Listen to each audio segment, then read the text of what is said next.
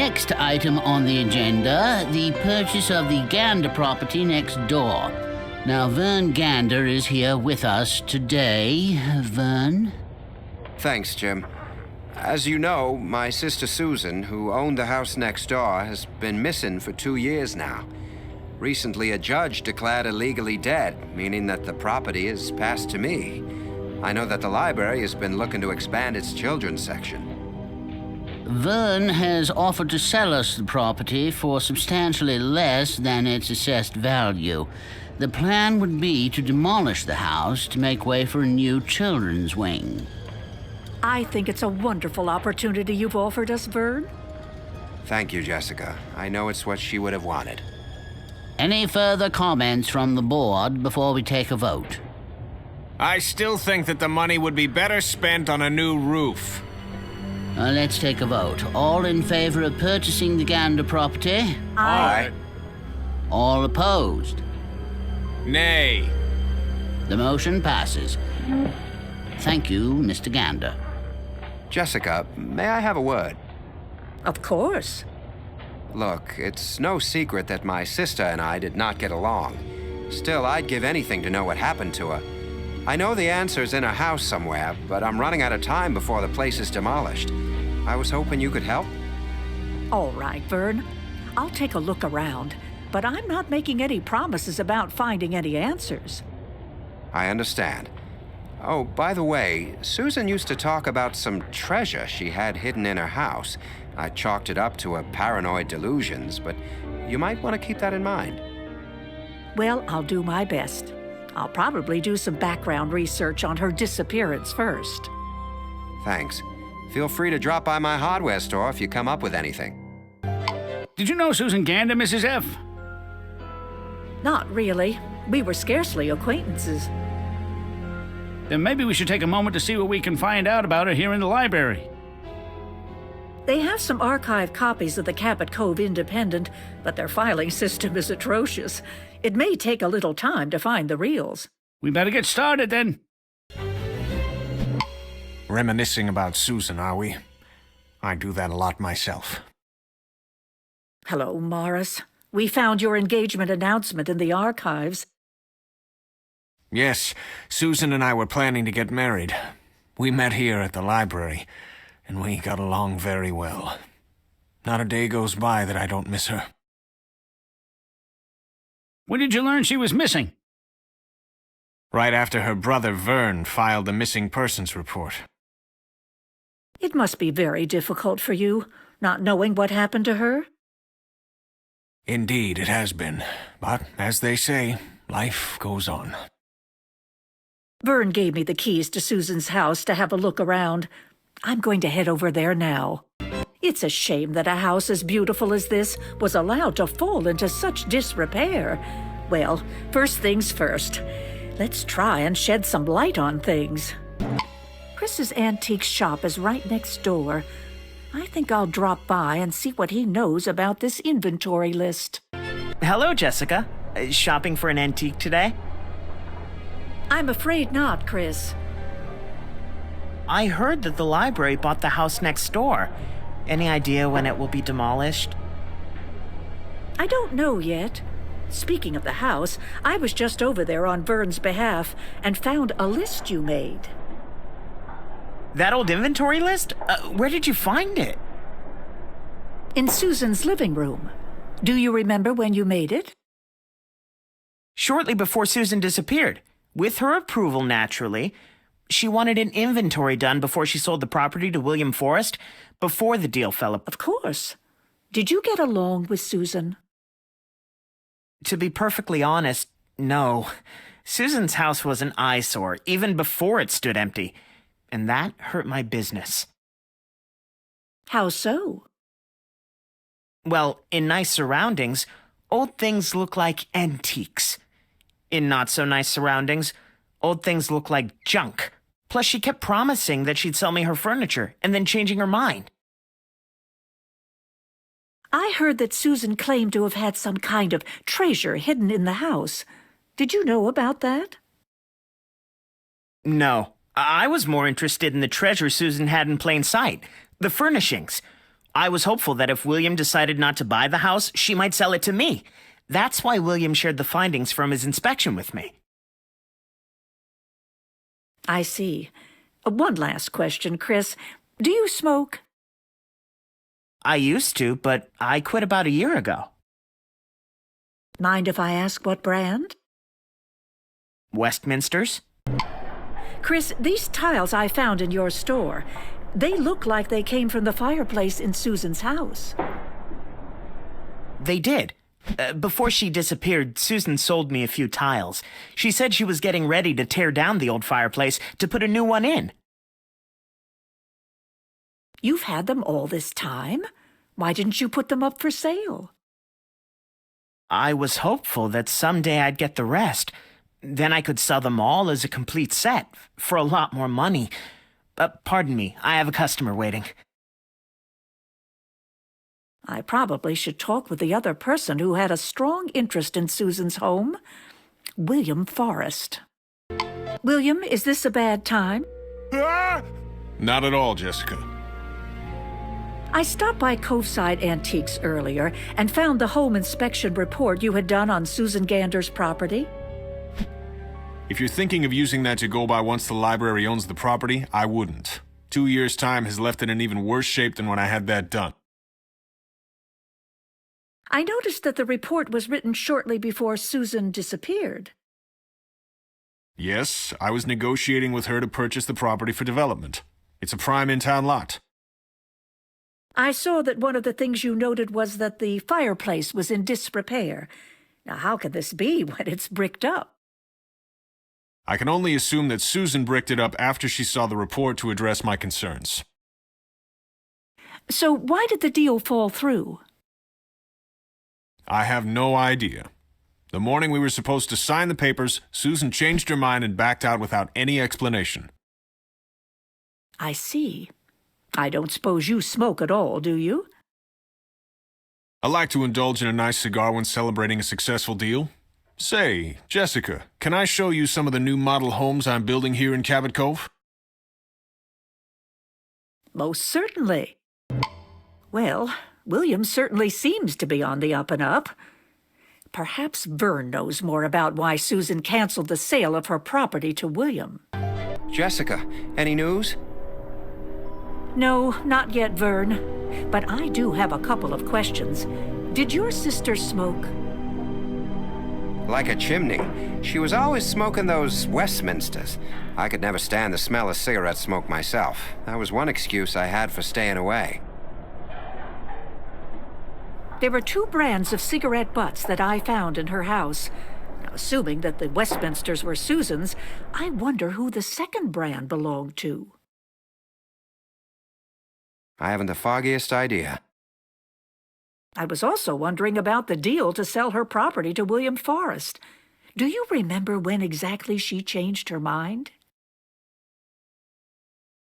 Just a few days before she disappeared. I remember she sent me a letter about it. I'm sure I have it around here somewhere. Vern, I found this picture of your sister. Oh, I forgot. It came with the letter Susan sent me. She's standing in front of her bookcases in her living room. Who do you suppose took it? Well, since she rarely let other people take a picture, I bet she took it herself. Photography was one of her hobbies. If that's the case, Susan might be trying to tell us something. I should have another look around her house. Based on that photo, it looks like Susan was standing here in the living room over by those bookshelves. I'll have all this film delivered to Vern's hardware. I hope that Vern will be able to recognize something in the photos. Vern, did the photos happen to arrive yet? They did, but a customer left the door open and the wind scattered them everywhere. Oh, dear. Let me help you gather them up. Thanks, Jessica. Do any stand out to you? The date stamp shows that this was taken just a few days before your sister disappeared. See the way she's standing? It's like she's pointing down at something. Yes, but there's nothing in the foreground to indicate what she's pointing at. About the fireplace.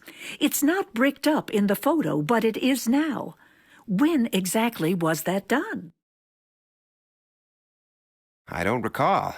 Susan never used the fireplace. She was tight with money, and she always said that too much heat was lost up the chimney with fireplaces. So she bricked it up to fight the draft? That's what I assumed. Since the fireplace isn't bricked up in the photo, and Susan disappeared just a few days later, it's likely it was bricked up at or after the time of her disappearance.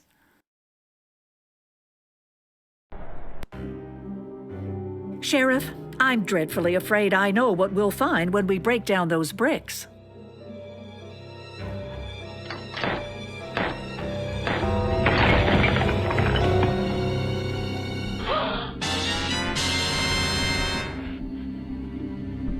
Oh my God! It's impossible to say who it is, but the smart money's on Susan Gander. So she never did leave town. She's been in here the whole time. I'm afraid so, Vern. There's damage to the skull. Looks like blunt force trauma. We got ourselves a crime scene now. Hey, it's fine with me. As soon as the ink's dry on the contract, you can take out whatever you want. The furniture, building materials, everything. I can't even guess at the value of all that. The chandelier is probably worth a couple grand all by itself. Do you already have someone interested in this stuff? A contractor down in Portland already offered to buy whatever I can recover before you tear it down. Well, you're both welcome to it. What are you doing with the land? I've got plans for some high-end condos. They'll sell like hotcakes. I'm in it pretty deep now, but I figure I'll have my investment back in less than 2 years. To our good fortune. The date stamp on the videotape shows it was recorded 6 days before Susan disappeared. I doubt that William was aware that Susan was taping his conversation with Chris. Yeah, but he's about to find out all about it. Sheriff, Jessica, what can I do for you? We found Susan Gander's body, William, bricked up in the fireplace in her home. That's interesting. But why are you telling me this? Because we also know that Susan videotaped you conspiring with Chris Lamar, and maybe that has something to do with how she ended up in that fireplace. There is nothing illegal about making an informal agreement in anticipation of a property sale. There is if you do something illegal to make that informal agreement happen. That tape provides a pretty convincing motive for murder, Mr. Forrest. You told Chris you were in pretty deep when Susan backed out of selling her house. It must have been a serious setback for you. Oh, I didn't actually have much invested in the project. I just said that to Chris so he'd stop competing with me to get the property for himself. I didn't want to get into a bidding war and drive up the price. Besides, I have plenty of lucrative projects in the works now. Chris Lamar, on the other hand... What about Chris? He really needed the money he could have gotten for selling the materials from Susan's house. His antiques business has been struggling ever since the deal fell apart. That candlestick looks very familiar, William. May I ask where it came from? I bought it from Chris's antique shop. It looks just like the ones in the photograph of Susan's mantelpiece. We're gonna need to borrow it. Be my guest. If Chris sold the candlestick to William... Let's have a chat with him. Chris, I don't know if you've heard, but Susan Gander's body has been found. After all this time? Where was it? Bricked up in her fireplace. She obviously never left home. Well, at least now Vern can have some closure. I'm really sorry, but I just don't have time to chat. I need to clear my shelves for a new shipment arriving. Oh, I'd be more than happy to lend a hand. Mr. Lamar, is it true that you made an agreement with William Forrest to harvest materials from Susan's house once it was sold? I vaguely remember a conversation like that. And according to Mr. Forrest, business hasn't been so good for you since that deal fell through. It's true that my business selling historic building materials is all but gone, but I've been able to ride things out by selling knickknacks to tourists. Susan's decision to cancel the sale really hurt your bottom line. Revenge sounds like a possible motive for murder to me. I had absolutely nothing to do with Susan's murder. Ever since she disappeared, the house has been in legal limbo. I would have had a better chance of eventually cashing in on the materials if she'd remained alive. Did you ever sell a silver candlestick to William? I believe so. It was part of a pair that someone sold me a couple of years back. Do you remember who that was? No, but I could probably sort through my files and find out. Do you recall seeing anyone coming and going on a regular basis next door? Well, Morris Niederhammer seemed to visit Susan quite frequently. Maybe Morris knows something about Susan's supposed hidden treasure. He's probably at the library now. Morris, I was hoping I'd find you here. You should know that Susan's body has been found. Found where? Well, I know this may be difficult for you to hear. She was murdered at home and her body hidden in the bricked-up fireplace. Oh, God. She was here all the time? I'm so sorry, Morris. But may I ask you a question? Well, certainly. There is an old rumor that Susan had a hidden treasure somewhere in her house. Did you ever hear about that? I did. From Susan herself, in fact. I must admit I had my doubts about its existence. Why is that? Well, for one thing, she never showed me where it was. And William Forrest and Chris Lamar, did they know about this rumor as well? I imagine they'd heard it, but not from Susan. She didn't talk about it much with people she didn't trust. Shortly before she disappeared, Susan sent this letter to her brother Vern. If there never was any treasure, what is she referring to? I suppose it was the value of her real estate. Are these your ultra-gold cigarettes, Morris? Looks like you've discovered my dirty little secret. You know, the sheriff found some ultra-gold cigarette butts at Susan's house. Well, I suppose I ought to tell you I was there with her the night before she disappeared. We were having an argument. I'm sorry. Oh, don't be. It was always a stormy relationship. Susan was having second thoughts about the wedding. We decided we needed time to cool off. So I went home. When she turned up missing, I thought she'd run off to be by herself to think. When she never came home, well, I was utterly devastated. That's a terribly sad story, Morris.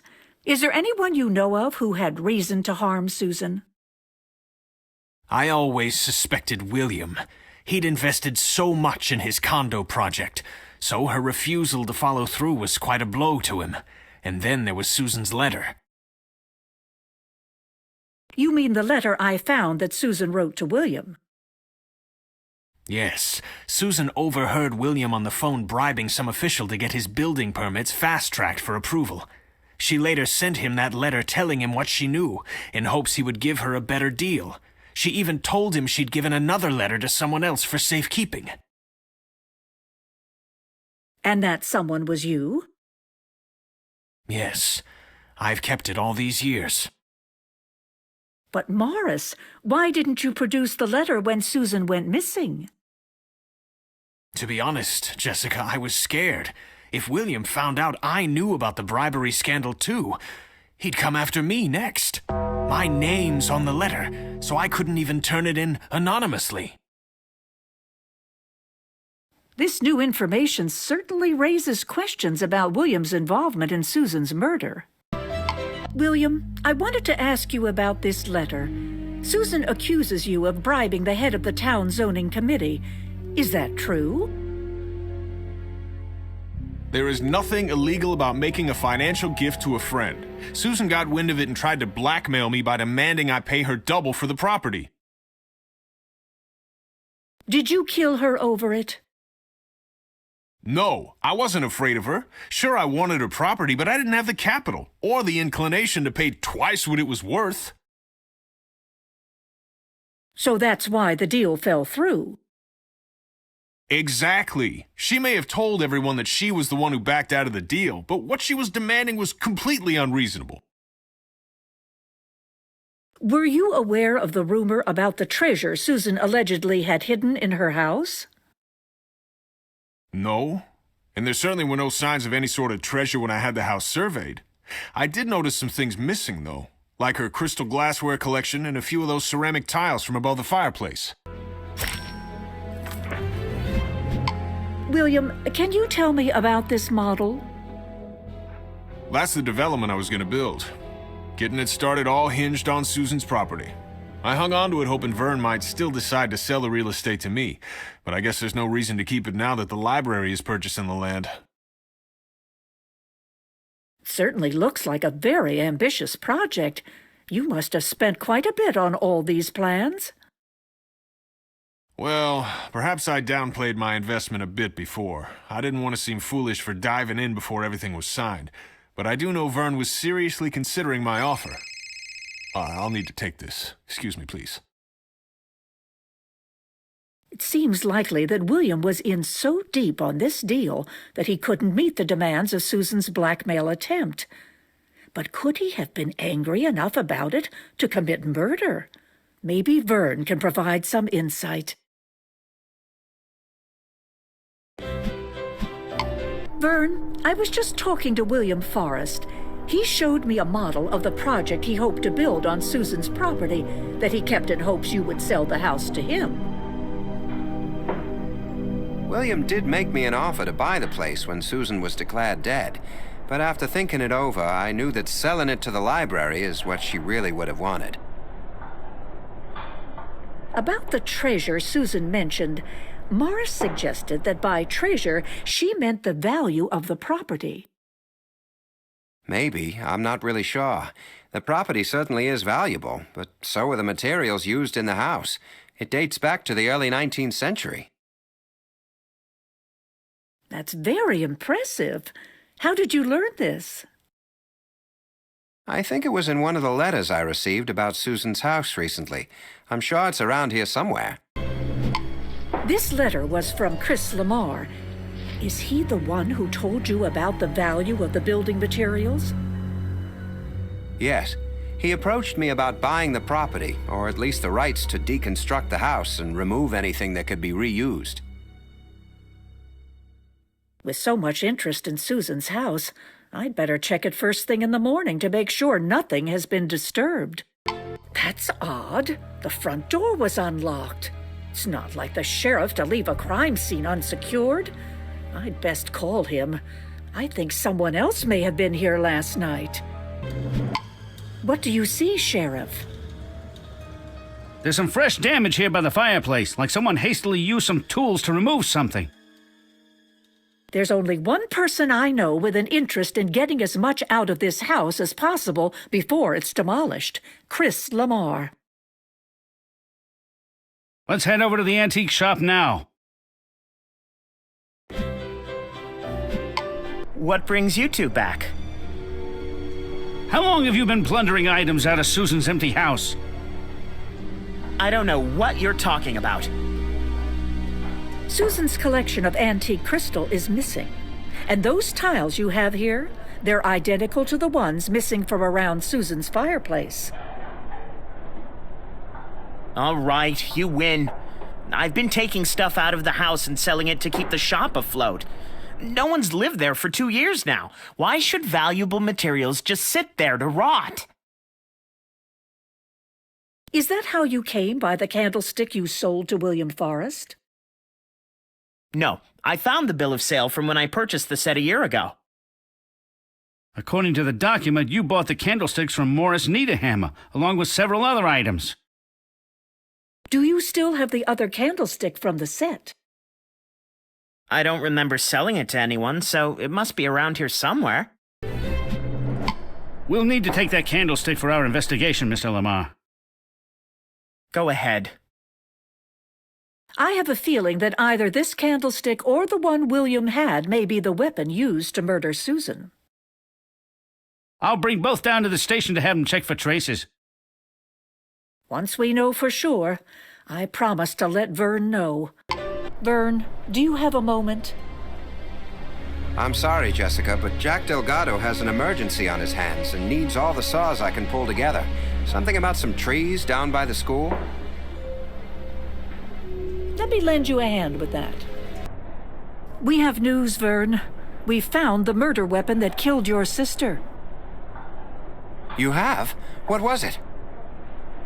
This antique silver candlestick we found for sale in Chris Lamar's shop. There was a trace of Susan's blood on the base. How about fingerprints? The candlestick has been handled so many times by Chris and customers examining it that it was impossible to tell if it ever had the murderer's fingerprints on it. Hold on. Do you still have that candlestick? Sure. There's a tricky way to open them up. Supposed to be for easy cleaning. Maybe there's something inside. Vern, you told me earlier that Susan smoked Westminsters? That's right. Then the person who smoked the Ultra Golds is likely her murderer. Morris, excuse me a moment. Yes, Jessica? We got a hunch that someone may have hidden Susan's collection of crystal nearby. What? I don't see how that would be possible. You're welcome to have a look, though. Morris, I'm afraid we need to talk. Talk? About what? About how you killed Susan Gander 2 years ago. The crystal you've hidden here confirms it. What? I loved her. We were going to be married. You used one of Susan's candlesticks to bludgeon her to death. The same one you dropped one of your cigarette butts in. Afterwards, you burned Susan's remains. But you didn't think to burn the cigarette butts that proved you were there. You took both candlesticks away with you and later sold the pair to Chris Lamar. You intended to sell off the crystal too, but never had the chance. You lied when you said that you left the house after you argued over your engagement, didn't you, Morris? Yes, I did. You see, I knew that Susan wasn't making up the story about the treasure in her house. We met here, at the library, and she told me all about it. It was worth a fortune. I never had much money my whole life. Anyway, I became close to her, and convinced her to marry me. But she never trusted me enough to tell me where the treasure was hidden. What happened the night of the argument? I'd pressed Susan to tell me the location of the treasure. That was a mistake. It roused her suspicions, and she called off the relationship. She even threatened to go to the police and have me charged with fraud for tricking her into marrying me. I couldn't let her do that. So you kept her quiet with a candlestick to the head? I was in such a fury. I didn't know what I was doing. Afterwards, I was horrified at what I'd done. I had to hide her. Is that when you decided to try and burn her remains? It seemed like the safest thing to do. And to make it look like she had left town, I collected some of her belongings and threw those into the fire as well. Then I bricked up the fireplace so no one would find out what I had done. And the treasure, did you ever find it? No. As far as I know, it's still in that house. Somewhere. But after what I'd done, I never set foot in there again. Sheriff, I keep thinking about that picture of Susan and the way she's standing. What if she's trying to tell us something? Let's see. In the photograph, Susan is standing approximately here. She's pointing at the floor, here. Right. But what if she's trying to indicate an area of bricks in the fireplace, and not something in the foreground? The mortar has been chipped away on these bricks.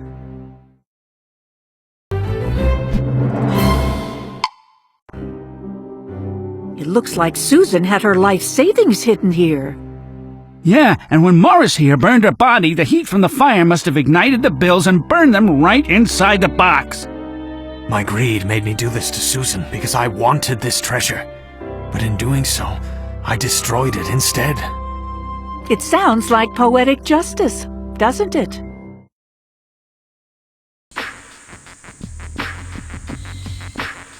like a bullet from a gun. She arrived on the scene, a young detective who doesn't know the meaning of peace.